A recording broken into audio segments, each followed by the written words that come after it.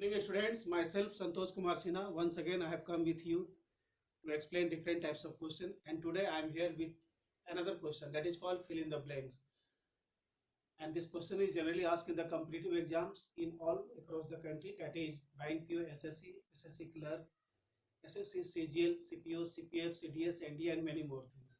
तो आज आपको मैं बता दूं कि आपके सामने मैं आज नया एक चैप्टर लेके आया हूं that is called fill in the blanks. Means या किसी भी एग्जाम में, इंडिया के किसी भी competitive exams like bank PO, English का किसी भी एग्जाम में पूछता है, जैसे बैंक पीओ हो गया, क्लर्क हो गया, SSC, CGL, CHSL, CDS, CPO, CPF, मतलब इंग्लिश का जनरली किसी भी कॉम्पिटिटिव एग्जाम्स में ये चैप्टर पूछता ही है। तो आज हम आपके सामने एक नया chapter that is called fill in the blanks लेके आए हैं और सारा क्वेश्चन आपका प्रीवियस ईयर का है। उसको देखते हैं कैसे हम लोग फटाफट सॉल्व करते हैं। देखिए क्वेश्चन नंबर 1। क्वेश्चन का डायरेक्शन क्या है? Pick out the most effective words to complete the following sentences, यानी कि fill in the blank. Simply हम लोग बोलेंगे, ये थोड़ा कॉम्प्लिकेटेड फॉर्म है। Pick out the most effective word, यानी कि आपको मोस्ट इफेक्टिव वर्ड उठाना है सेंटेंस को फिलअप करने के लिए, यानी कि फिलअप ये आपका है। और एग्जाम में एक चीज मैं और बता दूं कि आजकल किसी भी कॉम्पिटिटिव एग्जाम्स में इंग्लिश में दो तरह का फिलर्स पूछता है, एक सिंगल फिलर्स और दूसरा डबल फिलर्स। सिंगल फिलर्स तो सभी लोग बना देते हैं, लेकिन डबल फिलर्स थोड़ा कॉम्प्लिकेटेड होता है। तो मैं आज बताऊंगा सिंपल फिलर्स और दूसरे दिन बताऊंगा आपको अगले क्लास में double fillers. Both are very very important. So let's see what are the questions and how to solve them quickly. Number 1, proud people often look down dash others, यानी कि घमंडी लोग अक्सर देखते हैं दूसरे को, तो क्या देखेंगे? हमेशा नीचा दिखलाते हैं। जो लोग प्राउड होते हैं, proud people always look down dash others, यानी कि जो घमंडी लोग होते हैं हमेशा दूसरों को नीचा दिखलाते हैं। उनका मेन बिजनेस होता है दूसरों को नीचा दिखलाना। That is the question. हम लोग का ऑप्शन क्या है? ऑप्शन ए में बोलता है अपॉन, बी में बोलता है ऑन, सी में बोलता है विथ और डी में बोलता है एट। तो क्या हो जाएगा? Proud people often look down upon others. So the correct answer is a, यानी कि घमंडी लोग हमेशा दूसरों पर नीचा दिखलाते हैं, यानी कि दूसरों को नीचा दिखलाते हैं। Proud people often look down upon others. यहाँ पर ऑन भी फिट नहीं हो रहा है, विथ तो हो ही नहीं रहा है और एट एकदम नहीं हो रहा है। So the correct answer is a, upon. Proud people often look down upon others. Now let's move to question number 2. We should involve all our friends in dash important decision, यानी कि हमें important decision लेने के लिए अपने friends को क्या करना चाहिए? उसमें इन्वॉल्व करना चाहिए। ऑप्शन क्या है? इन डिसाइडिंग, अगर हम बोलते हैं we should involve all our friends in deciding important decision, ये काम नहीं कर रहा है, ये इनअप्रोप्रिएट है। दूसरा, इन आइडेंटिफाइंग, इनअप्रोप्रिएट है। इन मेकिंग, यानी कि डिसीजन को मेक किया जाता है, यानी कि डिसीजन मेकिंग होता है। So the correct answer is C. The question will be like this, we should involve all our friends in making important decision, यानी कि हमें अगर इंपॉर्टेंट डिसीजन लेना है हमें अपने सारा कैलिक को, सारा फ्रेंड्स को उसमें इन्वॉल्व करना चाहिए। Now let's move to question number 3. If you dash yourself with the culture of that area, यदि आप अपने आप को उस कल्चर से, उस एरिया के कल्चर से अपने आप को कर देते हैं, you will be able to enjoy life there, तो आप ऐसा हो जाएंगे तो वहाँ का लाइफ आप एंजॉय कर सकते हैं। तो क्या होगा? If you, ऑप्शन है if you mix, inappropriate है। डी में बोलता है फेमिलियराइज, यदि आप वहाँ के कल्चर से फेमिलियराइज हो जाएंगे, यानी कि फेमिलियर हो जाएंगे, then you will be able to enjoy life there, यानी कि वहाँ का कल्चर को यदि आप एंजॉय करना चाहते हैं, वहाँ का लाइफ को एंजॉय करते हैं, तो you must familiarise with that area. Familiarise, इसमें स्टेट भी नहीं होगा और नन तो होगा ही नहीं। नन तभी होता है जब आपका ए बी सी कोई भी ऑप्शन काम नहीं करता है। आजकल एग्जाम में, किसी भी एग्जाम में नन और ऑल ऑफ दिस बोल के ऑप्शन दे देता है। तो नन ऑफ दिस तभी होता है जब कोई भी ऑप्शन काम नहीं करता है, और ऑल ऑफ दिस तभी होता है जब आपका सारा ऑप्शन काम करता है। So the correct answer is familiarise. यदि आप उस एरिया से फेमिलियराइज हो जाएंगे तो आप वहां का लाइफ एंजॉय करने लायक हो जाएंगे। Now let's move to question number 4. Our country is committed to dash peace all over the world, यानी कि हमारा कंट्री पूरा कमिटेड है मेंटेन करने के लिए। तो क्या मेंटेन करने के लिए? पीस। ऑप्शन ए में बोलता है मेंटेन्ड, यहाँ पास्ट टेंस हो गया। बी में बोलता है सेट्स, ये V5 हो गया। सी में बोलता है आस्क, ये V2 हो गया। और यहाँ डी में बोलता है maintaining. So the correct answer is maintaining. ऐसे हो जाएगा, our country is committed to maintaining peace all over the world, यानी कि हमारा कमिटी फुली कमिटेड है कि पीस पूरा ऑल ओवर वर्ल्ड में मेंटेन करेगा। Now let's see what is our question number 5। कि हमारा अगला question fill in the blank से क्या है और इसे कैसे हम फटाफट सॉल्व करेंगे। So let's see another question that is written on the board.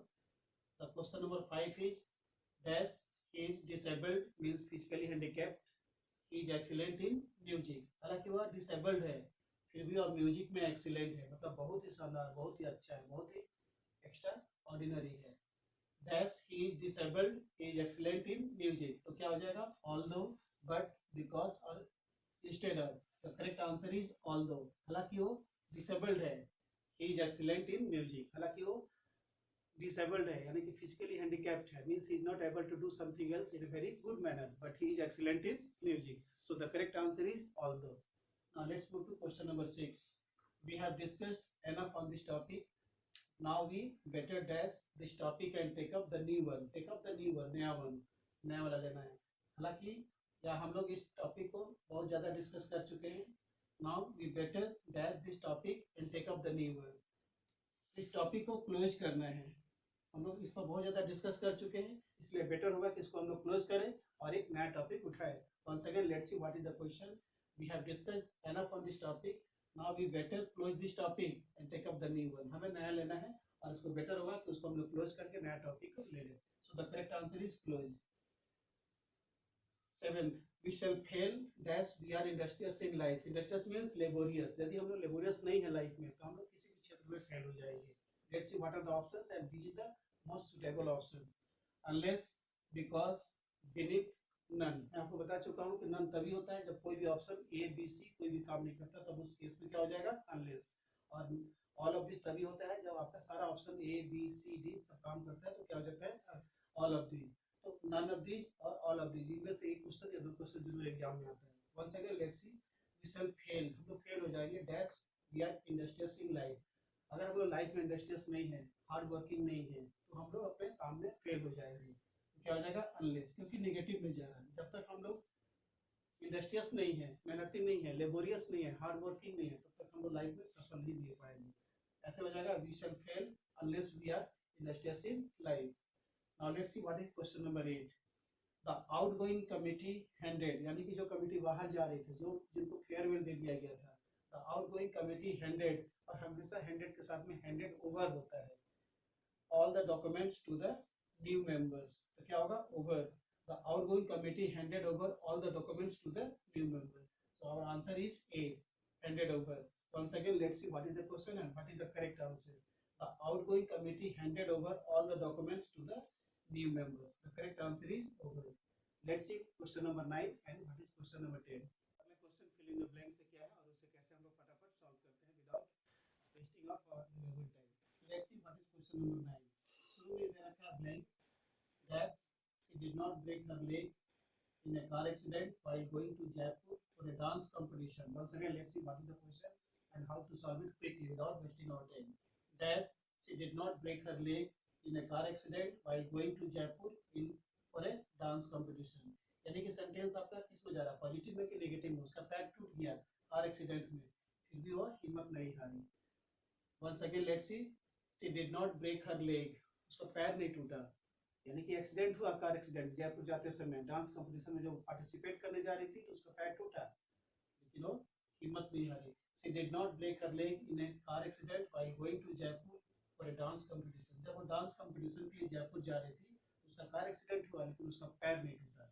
तो वो क्या थी? फॉर्चुनेट थी कि unfortunate? Fortunately she did not. Fortunately हो जाएगा, यानी कि she was so lucky that she did not break her leg. इतना वो लकी थी, अनफॉर्चुनेट नहीं थी, फॉर्चुनेट थी कि उसका पैर नहीं टूटा. बल्कि कार एक्सीडेंट हुआ पर उसका पैर नहीं टूटा. शी वाज सो एक्सीलेंट और she was so happy and she was so lucky that she did not break her leg in a car accident while going to Jaipur for a dance competition. तो she was क्या हो जाएगा? Fortunately she did not break her leg, यानी कि बहुत ज़्यादा fortunate थी, बहुत ज़्यादा लकी थी कि उसका कार एक्सीडेंट हुआ लेकिन उसका पैर नहीं टूटा. तो हो जाएगा fortunately she did not break her leg in a car accident while going to Jaipur for a dance competition. So the correct answer is A, fortunately. Now let's see what is our 10th question. Question number 10. He objected to his proposal because it was founded on a dash principle and was also inconvenient at that time.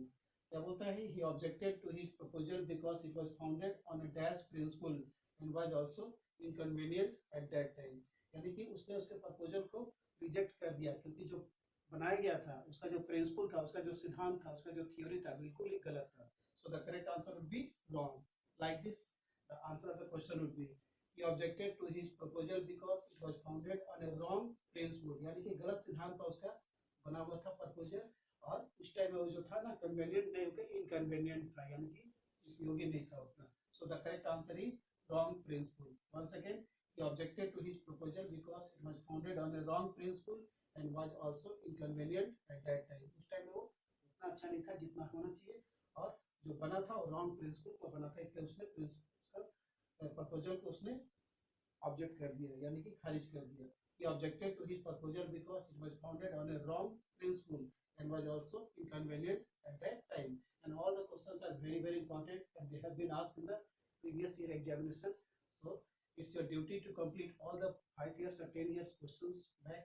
And if you do all these things, you will be highly benefited. और मैं अगले class में बता दूंगा how to rearrange the following sentence, क्योंकि आजकल किसी भी एग्जाम्स में sentence rearrangement, sentence improvement, fill in the blank से दो तरह का आता है, एक सिंगल फिलर्स और दूसरा डबल फिलर्स. तो आपको ज़्यादा फोकस करना है डबल फिलर्स पर, क्योंकि ये सब अभी जो मैं बताया वो सब सिंगल है. सिंगल तो आप आसानी से बना रहे हैं, लेकिन ज़्यादा क्रेज होता है डबल फिलर्स में.